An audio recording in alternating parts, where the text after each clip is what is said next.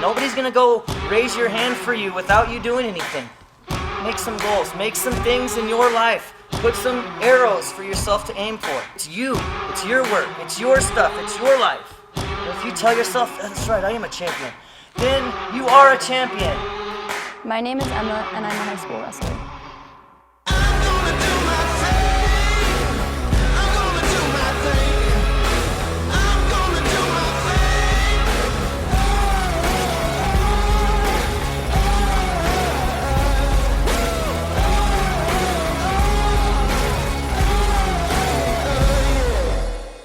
I ran into wrestling really unexpectedly, and I went to one practice, and it was like the most fun I'd ever had doing anything. My parents were definitely resistant a little bit to wrestling at first. They didn't really know much about it. Neither of them had wrestled. She had gone to an open mat with one of her friends in 8th grade and kind of got a preview of what it was, and then once she went to that, she was like, I'm doing it, and we just kind of got on this journey with her, but we had no idea. So my first year in wrestling, it was obviously a learning curve for me. I didn't know what I was doing that much. I didn't have a lot of technique. I had about 2 moves that I was good at. At the state competition, she realized that facing other girls, that they had technique that she didn't have. I lost to a 4-time state champ in the semis, and I ended up getting 6th. So after that, I really decided that wrestling was going to be my thing. She went out and found a club wrestling program on her own, which is an hour south of here. And she met Andy, who was a great coach. I just knew that Bandit was turning out good wrestlers, and I wanted to be a good wrestler. Emma actually called me out of the blue. I was at a national tournament in North Dakota and got a voice message asking me when I had practices. I told him who I was. I said, I'm Emma Bruntil. This year, as a freshman, I placed 6th in the state, but I want to be a state champ. Can you help me? From that point on, I just embraced the student. She became one of my very best students from the very beginning. When I started working with her, it was the summer after her freshman season. She was 5th in state, I think, as a freshman, which is like really good out of the gates with no experience. But she was already a really good horseback rider. So we just took kind of the winning of that and applied it to the wrestling. I started barrel racing when I was about 4 years old. Right away, she was, wanted to be really good at it. And we bought her a little pony, and she took the pony to camp. And then she just couldn't wait to be 8 years old to be in 4-H and start competing. She was just determined. She wanted to win. She's super competitive.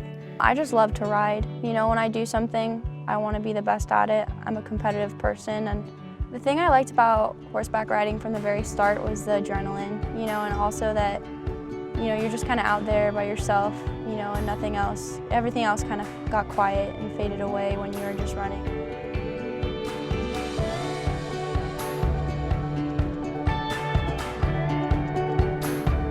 It was basically last summer. She realized that her goals in wrestling were going to take a lot of work, and it's a time thing because we have to drive a lot for practices, and she was also doing a lot of her own physical training that she just didn't have the time to do both. And I think it was really hard for her. She decided to take the season off and just focus on wrestling, and it was kind of hard. I tried to suggest to her that she could just ride horses for fun, and she just was like, I don't do it for fun. From there, I decided that I wanted to do it, but of course, being the personality that I kind of have, I didn't want to be bad at it. If I was going to do it, I wanted to be the best. So I started training a lot. I went to a tournament in Vegas before the season, got 2nd. From then on, I realized that this was my kind of calling and kind of my purpose. So her second year, she went 33-1 on the high school season, and she won the state for 130-pound weight division. And then she went on to Oklahoma City and won the Folk Style Nationals, which is a national tournament. And then she did Body Bar in Texas, where she got 5th. And she got 2nd in Reno. And then she got 2nd at Fargo, which is probably the biggest national tournament. And she would go and do tournaments not only against girls, but against boys to prepare her for doing the bigger national tournaments. Basically, if I'm not at wrestling practice, I'm either sleeping or doing schoolwork.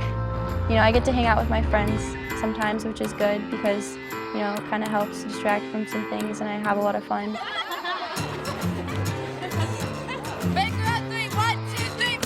But most of my time that I spend is, you know, on academics or on sports.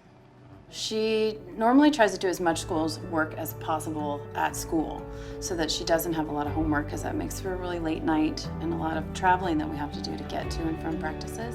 Emma is a great student. She realizes that academic success is going to help her, you know, further down the road. It's going to enable her to get into a college that she wants to go to. I find the time to do schoolwork because I take about half my classes online, so that frees up my schedule a lot. You know, I don't have to go to school till 10, so I can do homework in the mornings. But the classes I do take are like AP classes, so they're really challenging for me. So I definitely put a lot of time into schoolwork. If you came to my class and you were filming her as a student, you would think, oh, this girl probably wants to be an English major, because that's how involved she is in class. She has probing questions, she has great insights. I laugh sometimes thinking of her. I look at her, here's this beautiful young woman. She's very quiet, very reserved, very nice to her classmates, and I try to picture her pinning somebody to the ground, making them cry for their mama, and it just cracks me up. I would describe Emma as a fiercely determined person to do whatever it is she has her mind set on. And she's always been like that ever since she was really little. She's always striving to do her best. She is always looking to be challenged, and she's strong-willed. When she figures out what she wants to do, she goes after it and doesn't stop until she's gotten there. I've always said talk is cheap, and it's the actions that really speak the loudest. So for me, if I've always had a goal, I don't just really sit on it. I always see what I can do to achieve it. We weren't really aware of how awesome wrestling is, first of all, and then what it would all entail and how much of her life could be centered around wrestling. 1, 2, 3, family! So exciting to think about the possibilities, because really anything is available, because she has the total package: academics, athletics. She's so grounded, she knows exactly what she wants, and she's very driven and will make that happen. Anything is possible. She's an Olympic gold medalist. She's in a perfect spot, starting as a high schooler, to go ahead and achieve these goals. I have no doubt that she can do it. I've wrestled with the best girls in the world. She's just as good as they are. Now. The process to achieving your goals is pretty great, self-improving every day, you know, always working towards something and having a good time while you're doing it. So I think the reason I make the sacrifices that I do is for the process, you know, for just the gold medal mindset and trying to achieve my goals, and then also for when I do achieve them, it's a really great feeling.